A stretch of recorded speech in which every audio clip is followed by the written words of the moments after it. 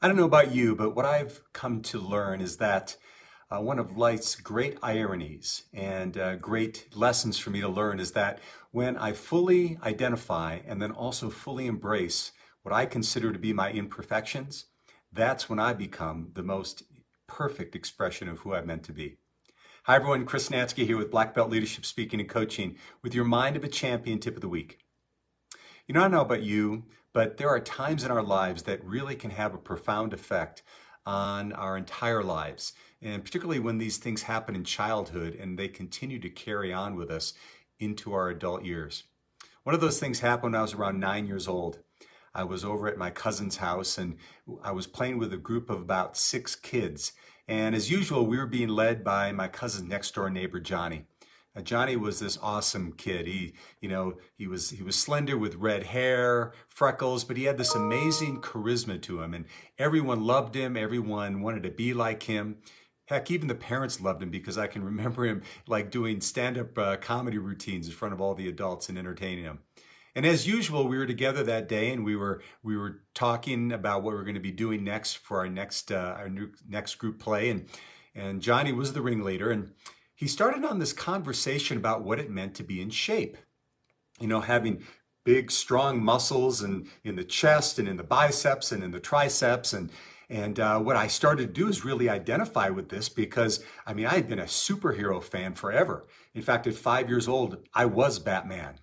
And so as I'm listening to him talk about what it means to be in shape, I'm getting more and more and more excited until finally I couldn't hold my enthusiasm any longer and I blurted out, Johnny, am I in shape?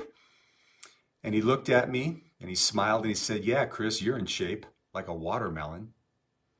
You see, during that time, I had really struggled with my self-confidence and my weight.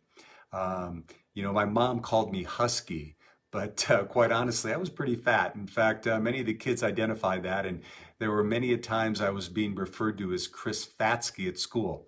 So it was a really difficult time in my life. And so when Johnny said that, of course, all the kids looked at me and started laughing, and I just felt small. Now, it was an instant. They were on to the next thing, but man, it stuck with me. And what was so interesting is it really started creating this idea of what my body image was from a very early age. Well, about a year after that, I found martial arts, and then I went through puberty, started growing, and I became more athletic. And pretty soon, the little watermelon boy wasn't there anymore. But even though it wasn't there physically, it was still there inside of me. And that was despite becoming a black belt at age 14, becoming a tournament competitor and champion, and being an all-state football player, and then going on to play college football. Even though I had all of those things happen to me physically and have that expression, the watermelon boy was still there. But what I started to realize is that this image that I was having, even though I started to really focus on my fitness and my wellness during those times, it became something that was dragging me down from really experiencing life. I got so obsessed with wanting to be in perfect physical condition that it allowed me, or it caused me, to miss out on other important times in my life. Family vacations, I couldn't go a day without a workout. I was constantly obsessed about letting myself get out of shape. And then I started to realize that my boys weren't going to love me any less if I was over 10% body fat. But the fact of the matter is, it took me a long time to get there. And now, in a couple, 3 weeks, I'm going to be turning 60. Ooh, that kind of sticks in my throat, even as I say it to you. But as I think about it now, as I'm not able to do the things I was physically, say in my 30s and even in my 40s, I'm maybe not as well toned, I'm not as flexible, I'm not as fast, and I'm in another part of my life where I need to accept where I'm at, totally love and accept where I'm at. Now, it doesn't mean I'm not going to continue to work out physically and train hard and eat well and all those things that can keep me healthy, but I have to understand that I have to accept myself and where I'm at now. And I'm expressing this to you because I think so many of us have the same opportunity. So over this next week, here's what my challenge is for you is, what are those imperfections that maybe you don't even want to look at?